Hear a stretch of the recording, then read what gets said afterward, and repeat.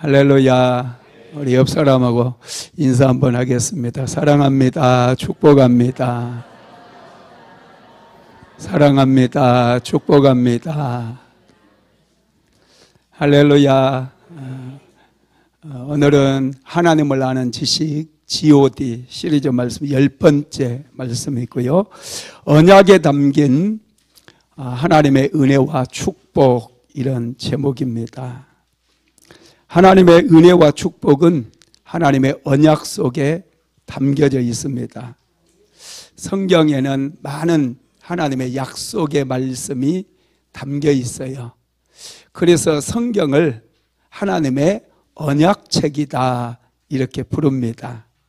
구약 성경을 영어로 올드 테스트먼트 불러요. 옛 언약이라는 말씀이고요. 신약 성경을 뉴 테스트먼트라고 부릅니다. 새 언약이라고 하는 그런 뜻입니다. 이 언약이라고 하는 히브리어 단어가 베리트입니다. 베리트. 언약은 베리트고요. 이 언약의 하나님 할 때는 엘 베리트라고 부릅니다. 하나님은 언약의 하나님, 엘 베리트의 하나님 이신 것이죠. 하나님의 언약은 여러분 크게 두 가지로 나눌 수가 있어요. 첫 번째가 행위 언약이고요. 두 번째가 은혜 언약입니다. 행위 언약은 선악과 언약이에요.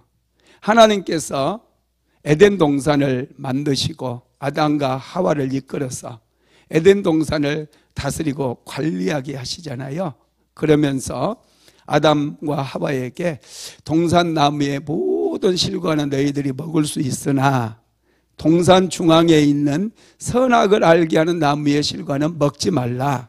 먹는 날에는 반드시 죽으리라. 이렇게 말씀하셨어요. 이게 행위 언약입니다. 행위 언약은 지켜지게 되면 영원한 생명을 얻어요. 그러나 불순종해서 선악과를 먹어버리게 되면 이제 영원한 죽음과 형벌을 받게 되는 것입니다. 그리고 이제 은혜 언약이 두 번째 언약인데, 은혜 언약은 하나님께서 아담과 하와가 행위 언약을 깨뜨림으로 지었던 그 죄에서 인류를 구원하시기 위한 일방적인 언약을 얘기하죠. 구약 성경에는 크게 9가지의 언약이 나오는데 그 중에서도 중요한 언약, 이 언약이 4가지가 있는데 이 언약 역시도 은혜 언약에 속합니다. 첫 번째가 무지개 언약이에요. 하나님께서 세상을 홍수로 심판하셨어요. 노아의 가족 외에 모든 사람이 죽고 방주에 타지 않았던 모든 호흡으로 기식하는 동물들도 다 죽어버립니다. 그 모습을 보시고 하나님께서 노아와 언약을 맺으십니다. 내가 다시는 홍수로, 물로 세상을 심판하지 아니하겠다. 그리고 그 증표로 무지개를 보여주시는 거예요. 두 번째가 할례 언약입니다. 이 언약은 아브라함 언약이라고도 불러요. 하나님께서 구속의 역사를 시작하시면서 아브라함을 선택하시고 특별히 아브라함에게 할례를 받게 하십니다. 그 집과 그 모든 종들까지 할례를 받게 하심으로 세상 사람들과 구별시키는 할례 언약, 이것도 은혜 언약입니다. 세 번째 언약이 시내산 언약인데요, 이스라엘 백성들의 애굽의 종살이에서 해방되어 시내산에 가게 되고 그곳에서 하나님께서 이스라엘 백성들에게 율법을 주십니다. 그리고 그 말씀을 이스라엘 백성들이 지키게 되면은 이제 하나님께서는 이스라엘 백성들의 하나님이 되어주시고 이스라엘은 하나님의 백성이 되는 거예요. 이게 시내산 언약입니다. 그리고 네 번째로는 메시아 언약이에요. 다윗이 하나님의 성전을 짓고자 하는 그런 열심이 있었어요. 그 마음을 나단 선지자에게 전했을 때 하나님께서 성전은 짓지 말라고 말씀하셨지만 다윗의 마음을 정말 귀하게 받으십니다. 그리고 다윗의 집에서 왕들이 끊어지지 않겠다고 말씀하시면서 결국 다윗의 집안에서 메시아가 태어날 것을 약속해 주시는 거예요. 그것을 우리는 메시아 언약, 다윗 언약이다 이렇게 얘기를 합니다. 여러분, 이렇게 구약 성경에 나온 이 언약들도요, 은혜 언약이에요.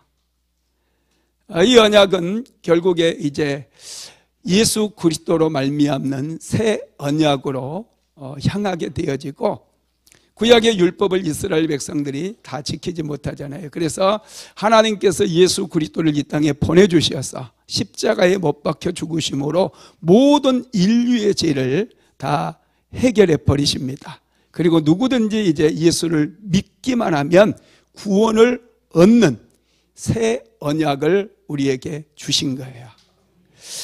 신약에도 이 세 가지 언약이 신약 성경에도 기록되어 있는데요. 첫 번째가 피의 언약입니다. 자, 마태복음 26장 26절에서 28절까지 한번 같이 읽어봅시다. 그들이 먹을 때에 예수께서 떡을 가지사 축복하시고 떼어 제자들에게 주시며 이르시되 받아서 먹으라, 이것은 내 몸이니라 하시고, 또 잔을 가지사 감사기도 하시고 그들에게 주시며 이르시되 너희가 다 이것을 마시라, 이것은 제사함을 얻게 하려고 많은 사람을 위하여 흘린 바 나의 피 곧 언약의 피니라. 예수님께서 피를 흘리심으로 언약이 체결됐어요. 누구든지 예수를 믿으면 구원을 얻습니다. 두 번째 언약은 보혜사 언약이라고 불러요. 요한복음 14장 16절 한번 읽어봅시다. 내가 아버지께 구하겠으니 그가 또 다른 보혜사를 너희에게 주사 영원토록 너희와 함께 있게 하리니. 아멘.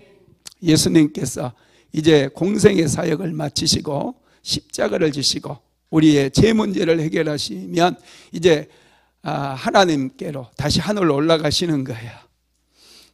그래서 예수님께서는 또 다른 보혜사 파라클레토스 성령님을 우리에게 보내주시겠다 이렇게 약속을 하셨습니다. 이 약속은 오순절 성령 강림 사건을 통해서 성취가 되었던 것이죠. 그 다음에 세 번째 언약이 있는데 이걸 재림 언약이라고 얘기합니다. 요한복음 14장 2절에서 3절 같이 읽어볼까요? 내 아버지 집에 거할 곳이 많도다. 그렇지 않으면 너희에게 일렀으리라. 내가 너희를 위하여 거처를 예비하러 가노니 가서 너희를 위하여 거처를 예비하면 내가 다시 와서 너희를 내게로 영접하여 나 있는 곳에 너희도 있게 하리라. 아멘. 예수님은 십자가를 지시고 여러분 우리 죄를 대신해서 죽으셨어요. 하나님께서는 예수님을 사흘 만에 부활하게 만드셨고 이제 하늘로 승천하게 하셨습니다. 그걸로 끝나는 게 아니에요. 이제 예수님은 다시 오시겠다라고 말씀하셨어요. 유다 지파의 사자로 심판자로 이 땅에 다시 오시겠다라고 하는 약속이 이 재림의 약속인 것이죠. 성경은 여러분 창세기에서부터 요한계시록까지 이렇게 하나님의 약속으로 가득 차 있습니다. 그래서 우리는 엘베리트의 하나님, 약속하시고 약속을 성취하시는 그 하나님에 대해서 우리가 알아야 된다는 거예요. 특별히 여러분 우리가 알아야 될 약속 중에는 하나님께서 아브라함에게 주셨던 그 약속이 아주 중요합니다. 왜냐하면 아브라함에게 하셨던 그 약속이 현재 우리 예수 믿는 우리에게 지대한 영향을 미치고 있기 때문에 그래요. 우리는 예수 그리스도 안에서 아브라함의 복을 유업으로 받은 사람들이에요. 그래서 우리가 아브라함의 복을 알아야 돼요. 아브라함이 어떤 복을 받았는지, 하나님께서 아브라함에게 하셨던 약속은 어떤 약속이었는지를 우리가 알아야 된다는 거예요.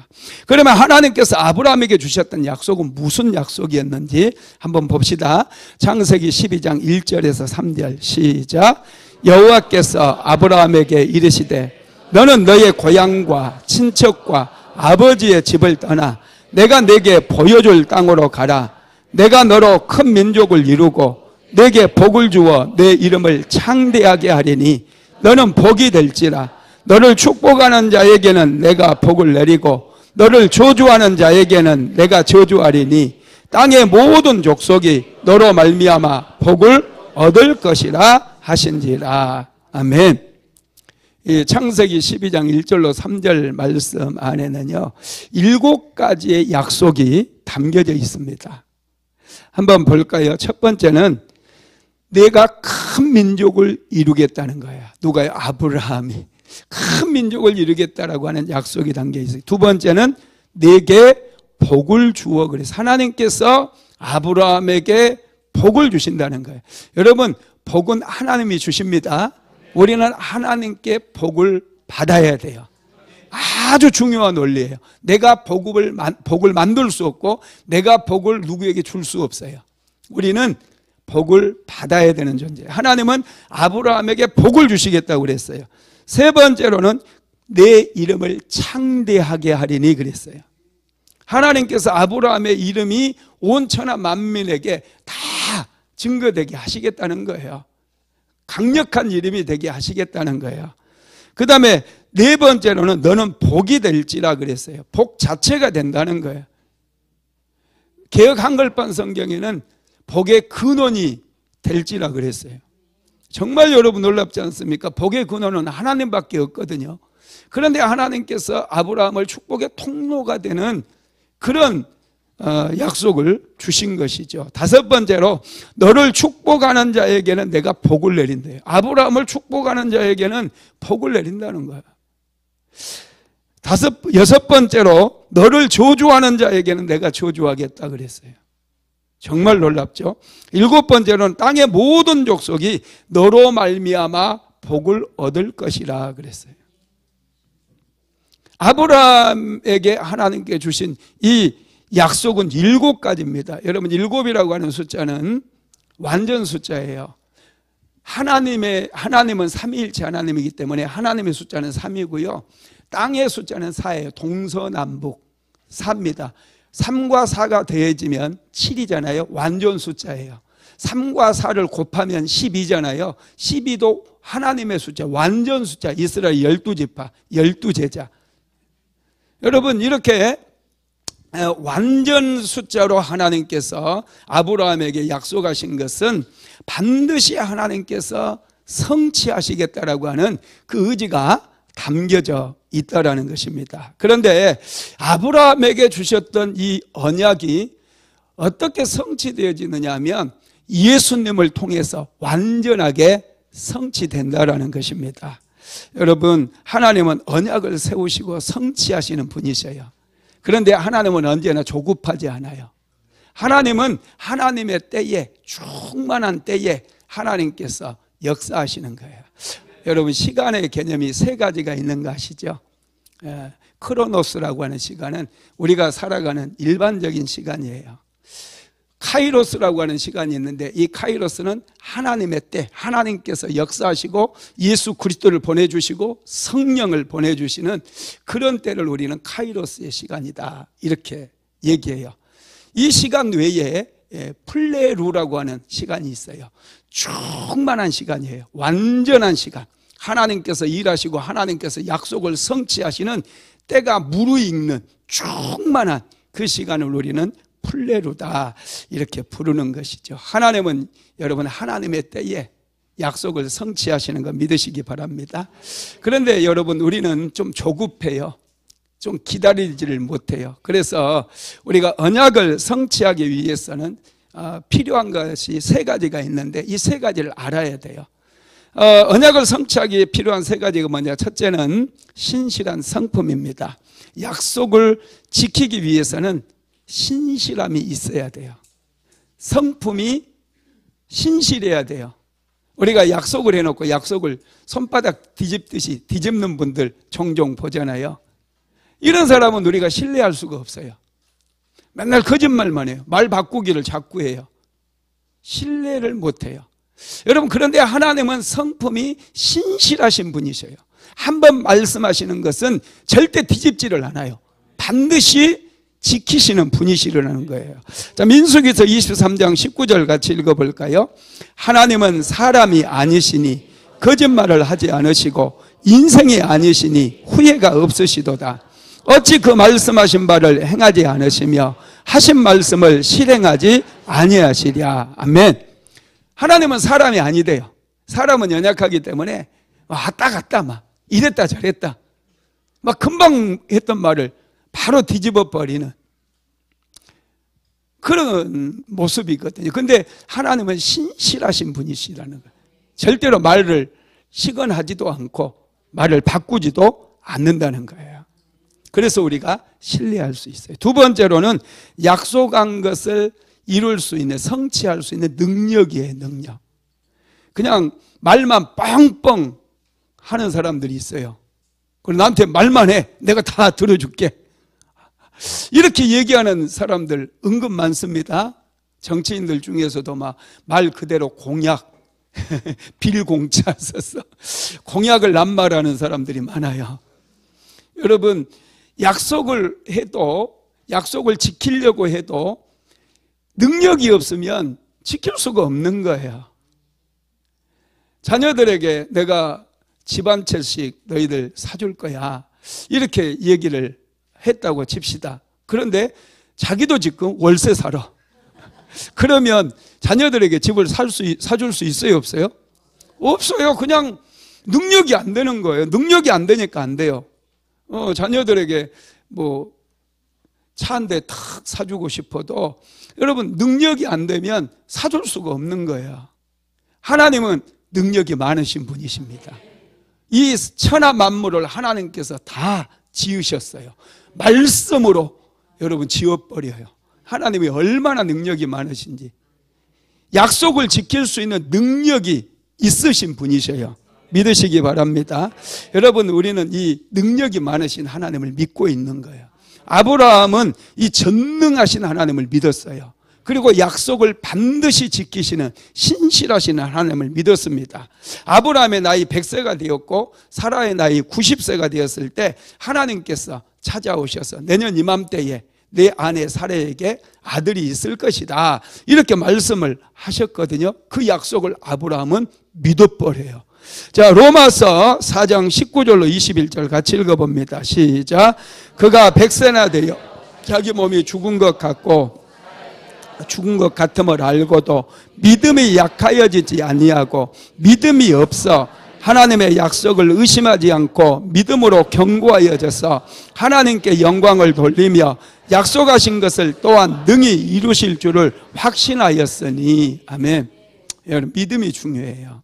하나님은 능력이 많으십니다.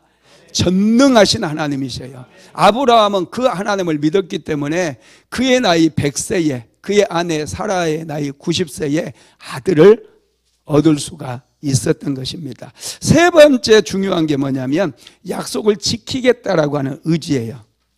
약속을 하면 내가 반드시 지키리라 의지가 있어야 돼요. 사람들은 약속해놓고 그냥 잊어버려요. 나 기도해 주세요, 기도해 드릴게요 하고 약속하거든요. 지키도만 해. 의지가 없는 거예요. 대충 약속을 해놓으니까. 여러분, 약속을 지키려면 의지가 있어야 돼요. 약속을 이행하려고 하는 의지가 있어야 돼요. 그런데 여러분, 하나님은 약속을 반드시 지키시는 거예요. 왜냐? 약속을 지키시려고 하는 의지가 있기 때문에. 역대하 6장 14절 한번 같이 읽어봅니다. 이르되 이스라엘의 하나님 여호와여, 천지에 주와 같은 신이 없나이다. 주께서는 온 마음으로 주의 앞에서 행하는 주의 종들에게 언약을 지키시고 은혜를 베푸시나이다. 아멘. 하나님은 약속하신 것을 반드시 지키셔요. 지키려는 의지가 강력하기 때문에 우리와 약속하신 것을 반드시 지키신다라는 것을 믿으시기 바랍니다. 여러분, 우리 사람은 믿을 수 없어요. 왜냐하면 성품도 신실하지 못하고 또 능력도 없고 또 의지도 빈약하다 보니 이 환경이 변하면 수시로 마음도 바뀌고 의지도 약해져 버려요. 그래서 사람은 믿음의 대상이 아니고 섬김의 대상이에요. 사랑의 대상이에요. 하나님만이 우리의 믿음의 대상이라는 거예요. 아브라함은 이걸 알았어요. 그래서 하나님을 아브라함은 믿었습니다. 저와 여러분도 하나님은 믿어야 돼요. 믿으면 기적이 일어나고 하나님의 약속이 성취되어지는 거예요. 그러면 하나님의 언약이 성취되기 위해서는 어떻게 해야 되느냐? 첫 번째로 언약의 하나님을 믿어야 되는 거예요. 하나님께서 아브라함을 부르실 때 아브라함의 나이가 75세였어요. 아브라함에게는 아들이 없었습니다. 75세의 나이에 하나님께서 아브라함을 부르시면서 너로 큰 민족을 이루게 해주시겠다라고 약속을 하셨거든요. 그래서 아브라함이 그 약속을 붙잡고 가나안 땅으로 왔어요. 그런데 여러분, 아브라함이 이삭을 얻을 때 나이가 몇 세였어요? 100세였어요. 그러면 이삭을 얻기까지 몇 년을 기다린 거예요? 25년. 뒤쪽으로는 왜 수학이 안 되나? 이건 산수인데 저분들은 수학만 잘하고 산수는 안 되나? 하여튼 이 25년이라고 하는 시간을 보내면서 아브라함이 굉장히 고민하고 절망하기도 하고 낙심하기도 해요.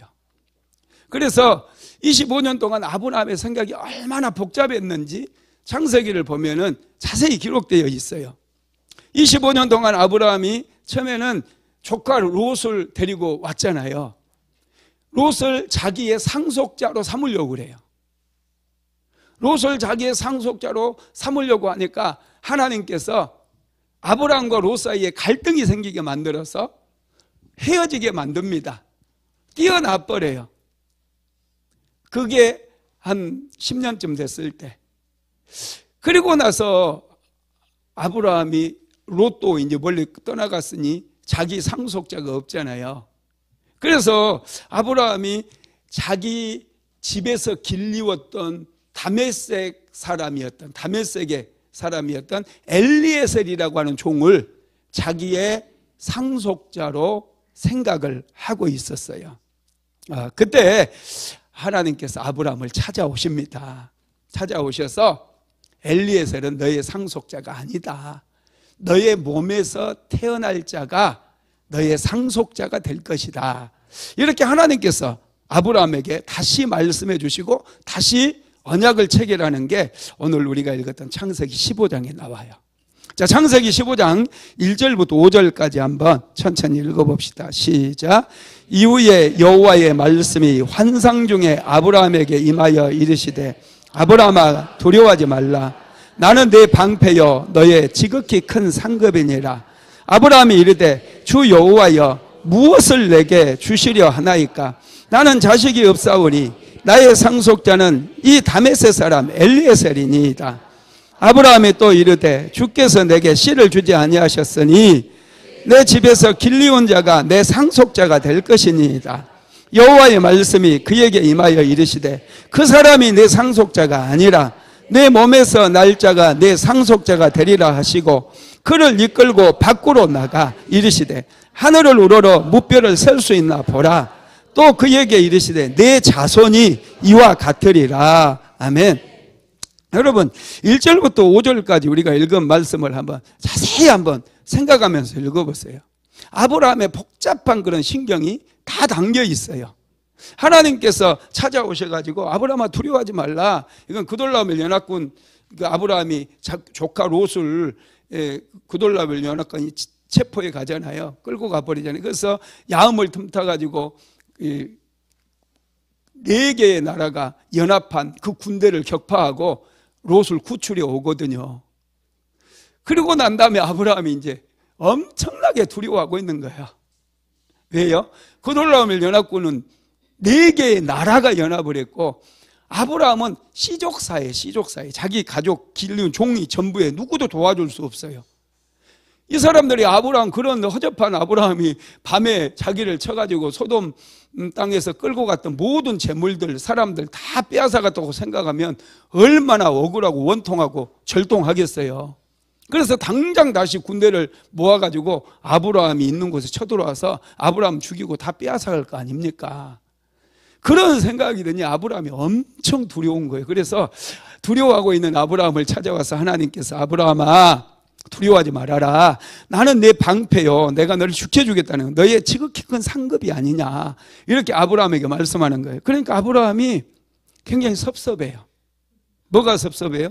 하나님께서 창세기 12장에서 주신 약속이 하나도 성취가 안 됐거든요. 그래서 아브라함이 뭐라고 그러느냐. 여호와여 무엇을 내게 주시려 하나이까. 그러니까 뭘 주려고요. 뭘. 아니 왜 또 찾아왔냐고요. 가만히 있는 사람. 지난번에 찾아와가지고 떠나라고 해서 그냥 여기까지 왔더니 10년이 지났어요. 10년. 근데 또 뭘 주시겠다. 뭘 주시겠다. 지금 이러는 거예요. 이러는 거. 아브라함이. 그러니까 뭘 주시겠나니까 그러면서 나는 자식도 없다. 자식 준다고 했는데 안 줘가지고 자식도 없다. 그래서 내 상속자는 다메섹 우리 집에 길리온 이 종 엘리에셀이 내 상속자. 나중에 내가 죽으면 내 재물 다 받을 사람이 이 사람이에요. 이러는 거예요 지금. 그러니까 하나님께서 뭐라고 그래요? 엘리에셀은 너의 상속자가 아니다. 내 몸에서 날짜가 내 상속자가 되리라. 이렇게 말씀을 하시는 거예요. 그리고 아브라함이 그래도 안 믿으니까 밖에 데리고 나가요. 손잡고 아브라함을 데리고 딱 나갔는데 밤이잖아요. 아브라함아 저 하늘 좀 봐봐라. 하늘을 딱 보니까 수많은 별들이 보이는 거예요. 그 별을 보여주시면서 하나님께서 내 자손이 이와 같이 많아질 것이다. 그래요. 와, 놀랍죠. 말도 안 되잖아요 지금. 한 명도 안 줬는데 10년이 지나도록 한 2명이나 죽어 얘기하지. 저 같으면 한 명이라도 죽어 얘기하세요. 하나라도 좀 죽어 얘기하셔야지. 뭘 저 이 별이 어떻다고. 저 같으면 꼭 입이 나와가지고 그럴 것 같아요. 그런데 참 놀라운 것은 하나님께서 아브라함에게 하늘의 별을 보여주시면서 내 후손이 이와 같으리라 말씀하시니까요. 아브라함이 믿어버려요. 하나님께서 자기에게 아들을 주실 것을 믿어버린다는 거예요. 자, 창세기 15장 6절 읽어볼까요? 시작. 아브라함이 여호와를 믿으니 여호와께서 이를 그의 의로 여기시고, 약속일 뿐인데 이루어질 것을 믿은 거예요. 그러니까 하나님께서 이것을 그의 의로 여겨주신 거예요. 아브라함이 의롭다고 일컬음을 받을 때는 할례를 받았을 때도 아니고 이삭이 태어났을 때도 아니에요. 전쟁에서 승리했을 때도 아니에요. 언제요? 하나님의 약속을 믿을 때 의롭다고 일컬어주는 하나님 굉장히 기뻐하셔요. 믿음을 보시는 것을 굉장히 기뻐하셔요. 저도 성경을 읽으면서 내가 말씀 여러 번 드렸잖아요. 이 복자가 딱 들어왔을 때 하나님은 내 인생에 복을 주시는 분이구나. 믿음이 들어왔어요. 이걸 하나님께서 의롭게 여겨주신 거예요. 그래서 그걸 붙잡고 기도했을 때 하나님께서 놀랍게 역사해 주셨다라는 거예요. 여러분 그렇습니다. 약속을 믿으시기 바랍니다. 성취될 것을 믿으시기 바랍니다. 두 번째로 하나님께서 주신 언약을 알고 기도해야 돼요. 자, 요한복음 15장 7절 시작. 너희가 내 안에 거하고 내 말이 너희 안에 거하면 무엇이든지 원하는 대로 구하라. 그리하면 이루리라. 하나님의 약속을 받은 사람들은요, 약속을 붙잡고 기도하는 거예요. 성경에 보면 약속을 붙잡고 기도한 사람들이 굉장히 많아요. 특별히 구약에 엘리야 선지자도 하나님의 말씀이 임했을 때 그 말씀을 붙잡고 기도를 합니다. 열왕기상 18장 1절 한번 읽어봅시다. 시작. 많은 날이 지나고 제3년에 여호와의 말씀이 엘리야에게 임하여 이르시되 너는 가서 아합에게 보이라. 내가 비를 지면에 내리리라. 아멘. 하나님께서 3년 반 동안이나 기근으로 고통받고 있는 이스라엘 백성들에게 이제 비를 주시겠다는 거예요. 이건 하나님의 말씀이에요. 그러면 여러분 엘리야가 기도해도 기도 안 해도 여러분 비는 내릴 거 아닙니까? 우리 생각에 그러잖아요. 이건 하나님의 말씀이 임한 거예요. 이제 기다리기만 하면 돼요. 그런데 우리 생각과 달라요. 하나님의 약속이 주어졌는데 가만히 있으면 비 안 와요. 안 옵니다. 안 온다니까요. 여러분 엘리야가 하나님의 약속의 말씀을 붙잡고 갈멜산 꼭대기에 올라가서 7번이나 간절히 하나님 앞에 기도해요.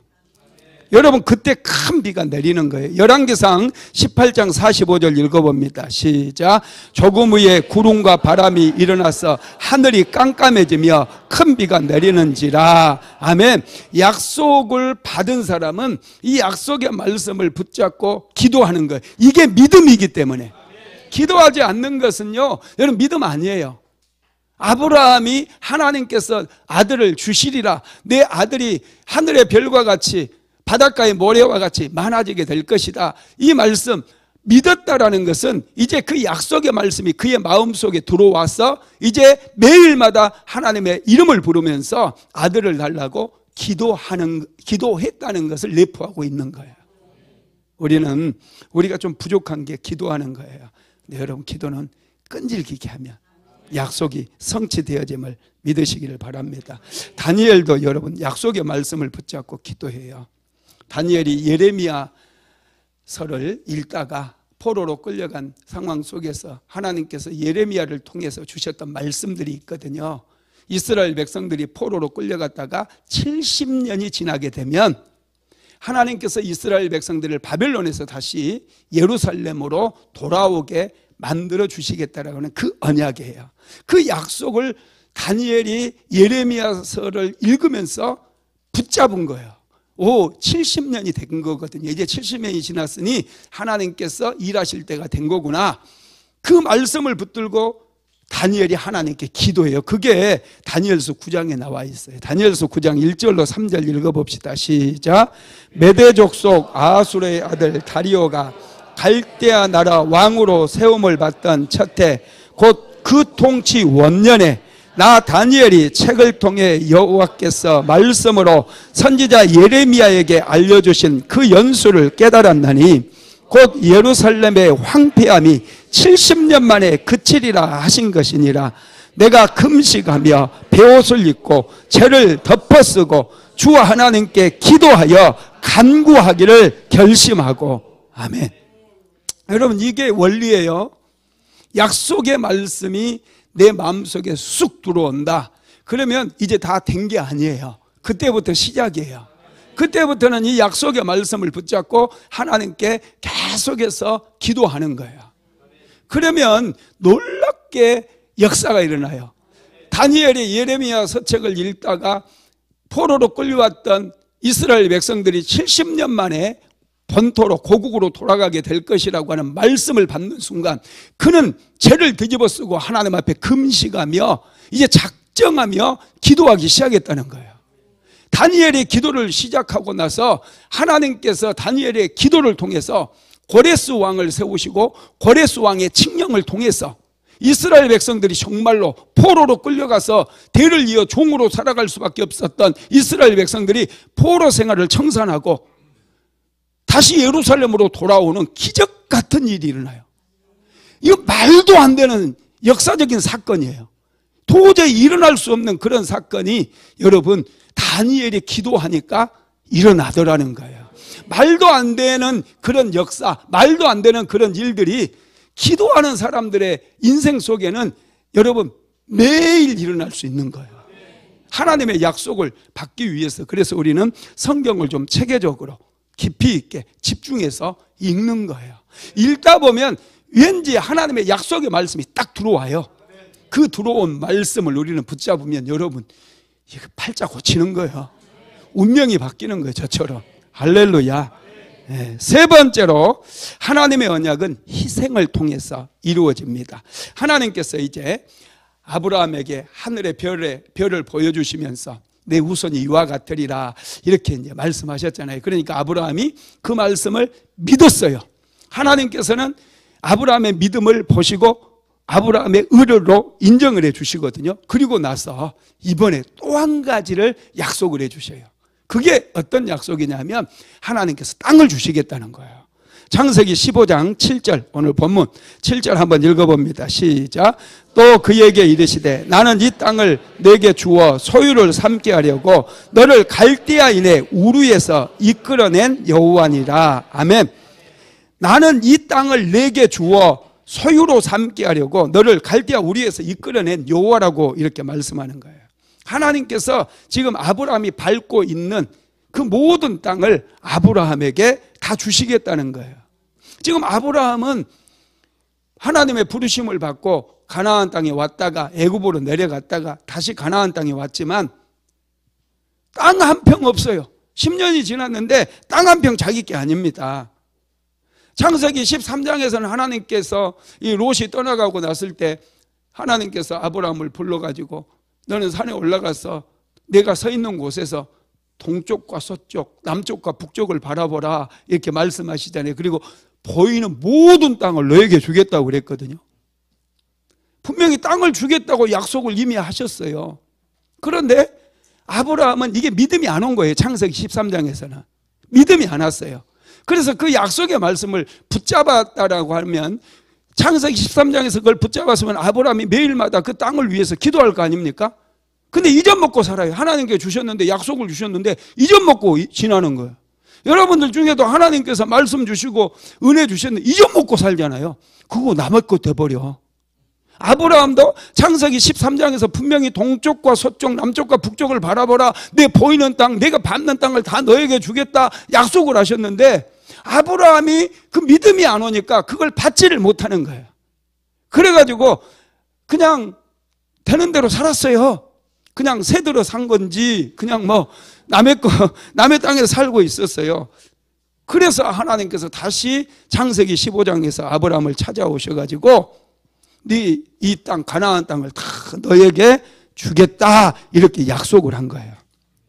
근데 아브라함이요, 이게 믿음이 안 와요. 하나님이 주시겠다고 그래도. 여러분, 우리도 믿음이 잘 안 올 때가 있거든요. 믿음이 안 올 때는 어떻게 해야 돼요? 하나님께 질문해야 돼. 질문. 아브라함은 하나님께 이제 질문을 하는 거예요. 자, 창세기 15장 8절 같이 읽어볼까요? 시작. 그가 이르되 주 여호와여 내가 이 땅을 소유로 받을 것을 무엇으로 알리이까? 하나님께서 이 땅을 주시겠다고 지난번에도 얘기했는데 그때는 구하지 않았다고 그랬죠. 근데 15장에서 또 주시겠다고 그러는 거예요. 그러니까 아브라함이 참 답답해요.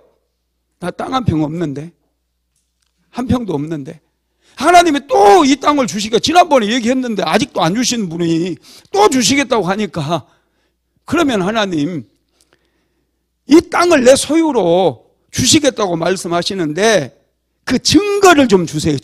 증표를 좀 주세요. 증표를 달라고 지금 하나님께 요구하는 거예요. 이 뭐가 증거가 있어야지 그거 붙잡고 기도할 거 아닙니까 이제. 그래서 하나님께 아브라함이 증거를 달라고. 증거 주세요. 증거. 지난번에 주신다더니 지금까지 땅 한 평 없다니까요. 증거 주세요. 그러니까 하나님께서 아브라함에게 한 가지 중요한 것을 지시해요. 언약을 맺자는 거예요. 이제 언약을, 계약서를 쓰고 도장을 찍자는 거예요. 요즘은 계약서를 쓰잖아요. 그리고 도장을 팍 찍으면 이게 법적인 효력이 있잖아요. 이것처럼 하나님께서 법적으로 이제 공증을 해주겠다는 거예요. 그러면서 하나님께서 아브라함에게 요구하는 게 있어요. 그게 뭐냐면 창세기 15장 9절에서 11절에 나와 있는데 같이 한번 읽어볼까요? 시작. 여호와께서 그에게 이르시되 나를 위하여 3년 된 암소와 3년 된 암염소와 3년 된 수양과 산비둘기와 집비둘기 새끼를 가져올지니라.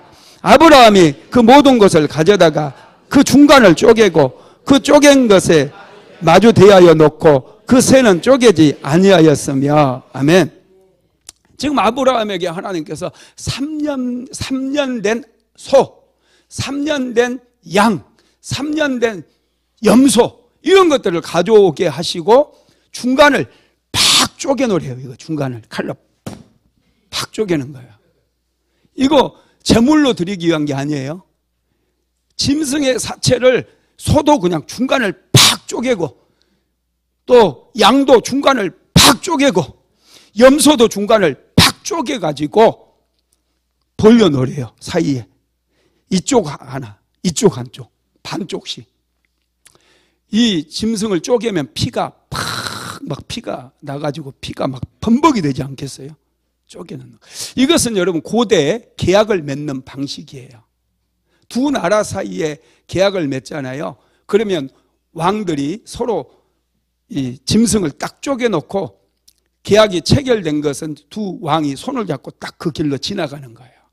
우리가 계약서에 맺은 대로 반드시 계약을 이행하겠다는 거. 만약에 한쪽에서 이 언약을 깨뜨리면 너 이 짐승처럼 팍 쪼개버린다? 그런 거 무시무시한 계약이에요. 특별히 여러분 큰 나라와 작은 나라 사이에서 이런 계약을 체결하면 작은 나라의 왕이 그 사이를 지나가요. 너 양 1만 마리 우리에게 조공으로 바쳐라. 약속하겠습니다. 그럼 짐승 사체 쪼개놓고 작은 나라 왕이 지나가는 거예요. 만약에 이 약속을 어기게 되면 이 짐승처럼 중간을 쪼개버리겠다. 그런 약속이거든요.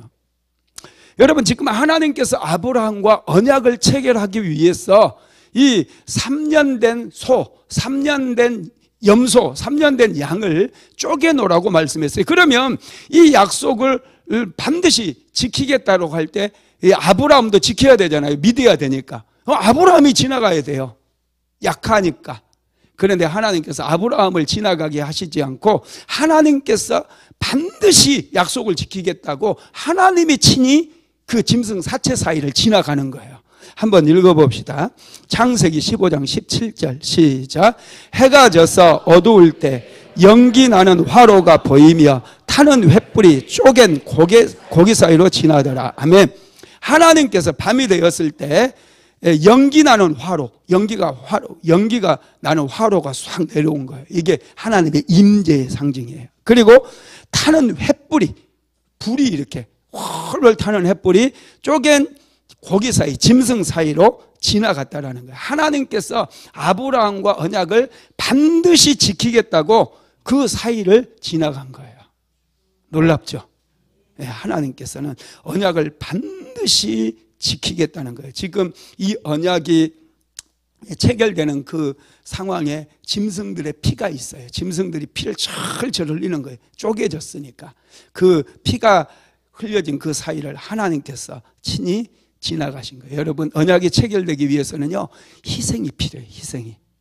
하나님께서는 오늘날 우리와도 이 언약을 체결하시면서 예수 그리스도 몸이 쪼개지게 만드신 거예요.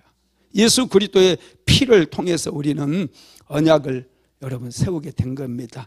하나님께서는 이 언약을 체결하시고 나서 아브라함과 이 언약의 그 쪼개놓은 짐승 사이로 하나님께서 지나가시고 나서 아브라함에게 이렇게 말씀하십니다.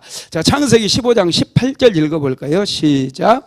그날에 여호와께서 아브라함과 더불어 언약을 세워 이르시되 내가 이 땅을 애국 강에서부터 큰 강 유브라데까지 내 자손에게 주리니. 아멘.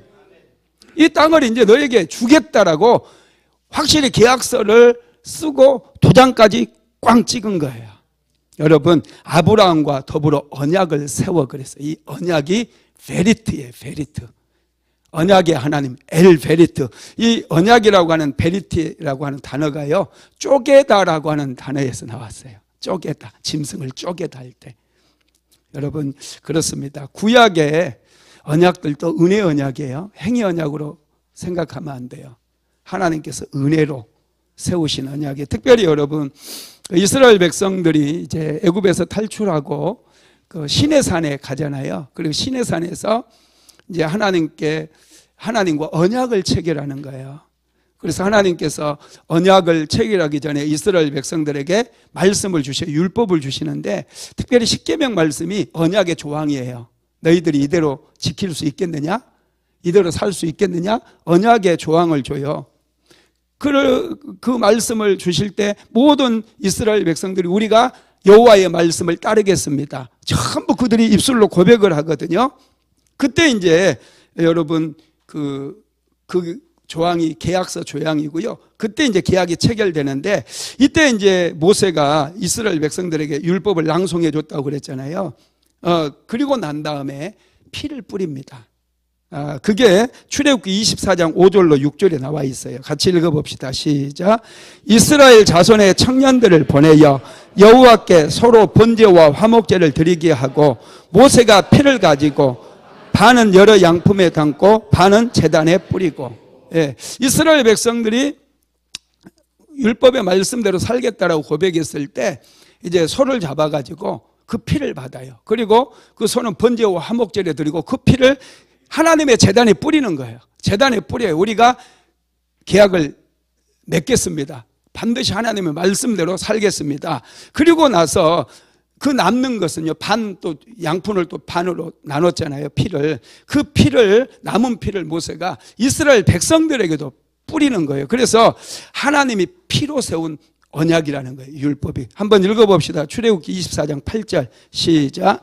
모세가 그 피를 가지고 백성에게 뿌리며 이르되 이는 여호와께서 이 모든 말씀에 대하여 너희와 세우신 언약의 피니라. 그럼 율법도 은혜의 언약이고요, 이 율법도 피의 언약이에요. 구약시대에 주셨던 이 언약이 여러분, 예수님께서 이 땅에 오심으로 인해서 완전하게 성취되어졌다는 거 믿으시기 바랍니다. 그래서 옛 언약이 율법이라고 한다면 새 언약은 복음의 언약인데요, 예수님께서 십자가를 지시기 전에 마지막 성찬에서 예수님이 이렇게 말씀하십니다. 누가복음 22장 20절 읽어봅시다. 시작. 저녁 먹은 후에 잔도 이와 같이 하여 이르시되 이 잔은 내 피로 세운 새 언약이니 곧 너희를 위하여 붓는 것이니라. 여러분, 예수님께서 이 은혜 언약, 새 언약, 믿음으로 구원을 얻는 이 언약을 이루신 거예요. 피의 언약으로 세우신 겁니다. 네 번째로 언약의 성취는 언약의 보증이신 예수님을 통해서 이루어집니다. 하나님께서 아브라함과 언약을 맺을 때 아브라함은 땅을 주신다고 할 때 하나님 그 땅을 주신다고 하는 그 보증이 뭡니까? 이렇게 질문했다고 그랬잖아요. 그럴 때 짐승의 사체를 가르게 해서 그 사이로 지나가게 하신 것을 하나님께서 보여주셨거든요. 하나님께서 이제 아브라함과 맺었던 언약의 구체적인 성취는 예수 그리스도를 통해서 이루시는 거예요.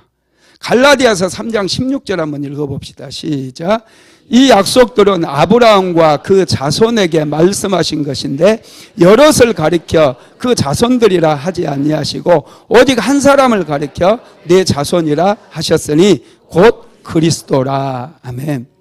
여러분, 언약의 보증이신 예수 그리스도를 통해서 이 언약, 아브라함의 언약이 성취된다라는 것이고요, 예수님 안에서 성취된 아브라함의 언약에는 네 가지의 특징이 있어요. 첫 번째가 예수님께서 십자가에서 우리 대신 저주를 받으신 거예요.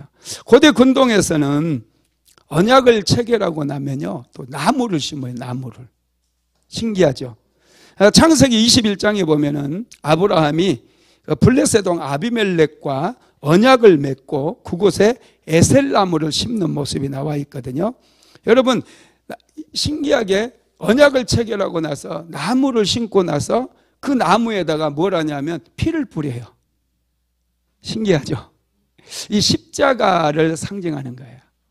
십자가를. 여러분, 예수님께서 십자가에 못 박혀 죽으심으로 우리가 받아야 될 모든 저주를 대신 다 받으셨어요. 그리고 예수님 안에 있는 은혜와 축복을 우리에게 주셨습니다. 믿으시기 바랍니다. 두 번째로는 예수님은 자신을 언약의 떡으로 우리에게 내어주셨다는 거예요. 성경에 보면은 언약을 체결하고 나면은 계약이 성립이 됐다라는 것을 서로 축하해 주기 위해서 반드시 음식을 같이 먹었습니다. 우리 시골에서도 제가 어렸을 때 논을 팔거나 집을 팔고 그러면 계약서를 쓰고 나서 같이 꼭 음식을 같이 먹은 풍습이 있었어요. 우리나라에도. 고대 근동에도 이런 풍습이 있었거든요. 아브라함의 아들 이삭이 이제 가나안 땅에 기근이 들어가지고 애굽으로 내려가려고 남쪽으로 점점 내려가거든요. 근데 블레셋 땅에 이르렀을 때 하나님께서 이삭을 찾아와 가지고 이삭에게 말씀하시, 너는 애굽으로 내려가지 말고 여기 거주해라 그래요. 이삭이 하나님의 말씀에 순종해 가지고 블레셋 땅에 거주하면서 그곳에서 블레셋 사람들이 농사를 지으니 농사를 지어요. 그랬더니 하나님께서 순종하는 이삭에게 엄청난 복을 주십니다.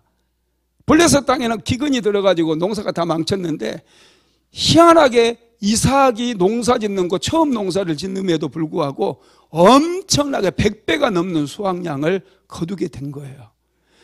이삭은 점점 왕성해지고 막 시기가 날 정도로, 블레셋 사람들이 막 시기가 날 정도로 엄청나게 창대케 되어버려요. 그러니까 블레셋 왕 아비멜렉이 와가지고 이삭의 우물을 빼앗아 버려요. 그래서 이삭은 다른 곳으로 옮겨가지고 그곳에 또 우물 파고 그곳에 또 농사를 또 와서 뺏어 버려요.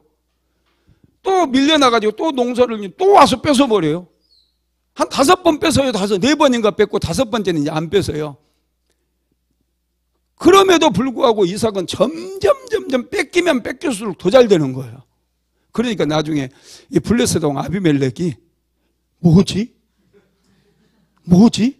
두려운 생각이 드는 거예요. 아브라함을, 이삭을 홀대했던, 이삭 것을 빼앗았으니 이건 뭔가 틀림없이 이삭을 도와주는 누군가가 있다라는 것이 직감적으로 느껴지니 이러다가 나 망하는 거 아니야? 큰일 나는 거 아니야? 그래가지고 이삭을 찾아가가지고 우리가 언약을 맺자 그래요. 막 가만히 있는 이삭에게 우리가 언약을 맺자 그래요. 아, 너 괜찮은데? 또 와서 빼앗아도 괜찮아. 그냥 두고 갈게. 이렇게 가만히 있는 사람을 자꾸 괜히 두려워가지고 언약을 맺자고. 아, 제발 좀 언약을 맺어달라고. 그래서 그래? 그럼 그렇죠. 뭐 한번 해보지. 해가지고 둘이서 이제 서로 침범하지 않기, 자기 땅을 침범하지 않기로 언약을 딱 맺거든요. 그리고 나서 그들이 음식을 같이 먹는 장면이 나와요. 내가 이거 설명하려고 이렇게 길게 한 거야. 창세기 30장 30절에 31절 시작. 이삭이 그들을 위하여 잔치를 베풀매 그들이 먹고 마시고 아침에 일찍 일어나 서로 맹세한 후에 이삭이 그들을 보내매 그들이 평안히 갔더라. 아멘. 이삭이 그들을 위하여 잔치를 베풀매 그들이 먹고 마시고 함께 먹은 거예요. 여러분, 이것이 언약이 이제 체결됐다라는 거예요. 여러분, 예수님께서도 십자가의 언약을 우리에게 주시기 전에 마지막 유월절에 여러분, 예수님께서 제자들과 함께 유월절 만찬 먹었어요, 안 먹었어요? 먹었습니다. 이게 언약이 체결된 것, 새 언약이 체결된 것을 여러분 얘기하는 거예요. 자, 요한복음 6장 54절로 55절 읽어봅시다. 시작.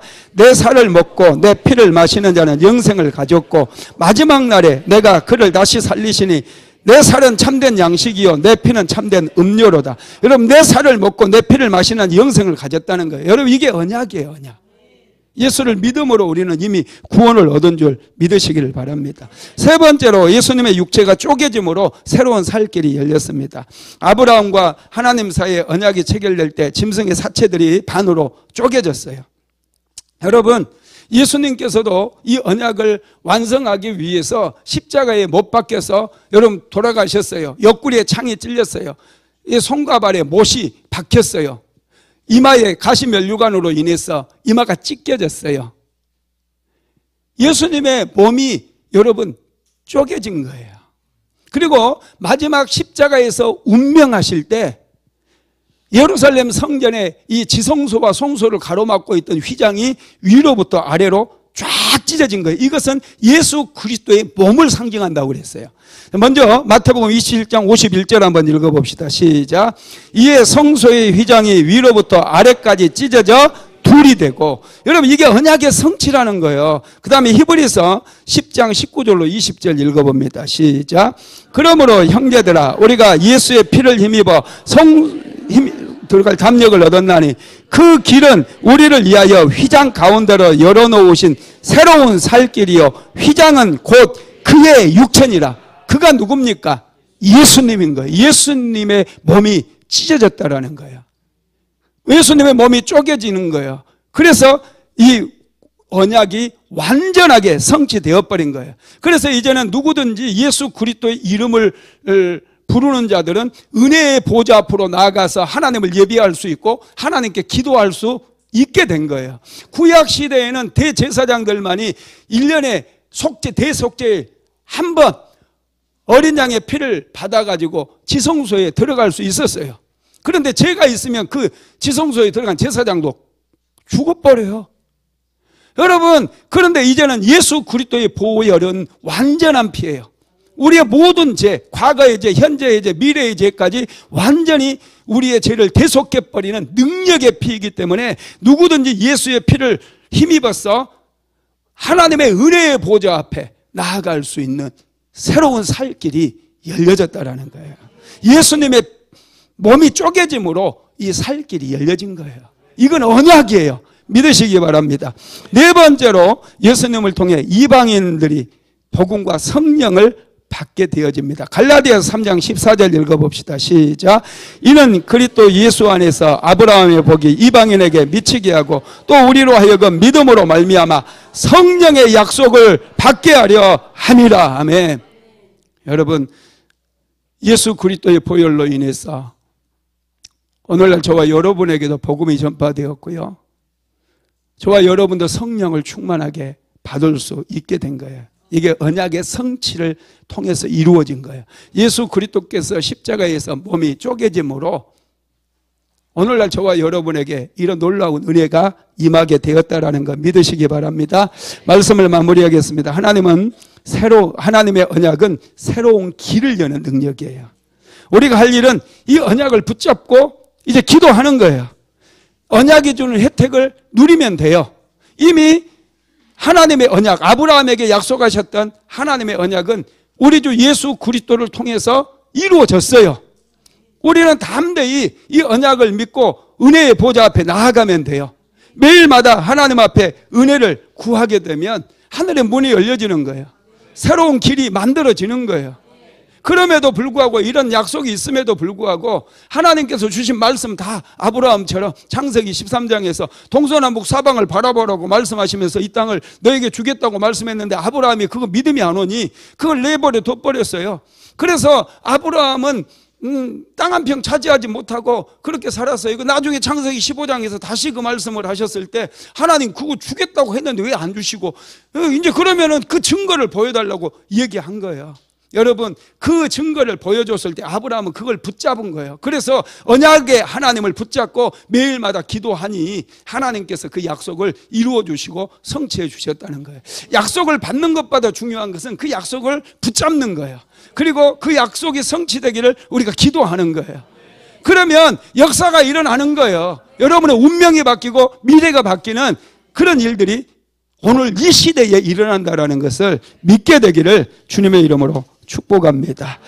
지금은 우리 구주 예수 그리스도의 무한하신 은혜와 아버지 하나님의 극진하신 사랑하심과 보혜사 성령 하나님의 감동감화 내주 교통 충만케 하시는 역사가 언약의 하나님을 믿고 날마다 은혜의 보좌 앞에 나아가 하나님의 이름을 부르기를 간절히 소망하는 하나님의 모든 권속들 위에, 사랑하는 순복음 안디옥교회 모든 성도들 머리머리 위에, 가정과 직장과 사업장 위에 이제로부터 영원토록 함께 있을지어다.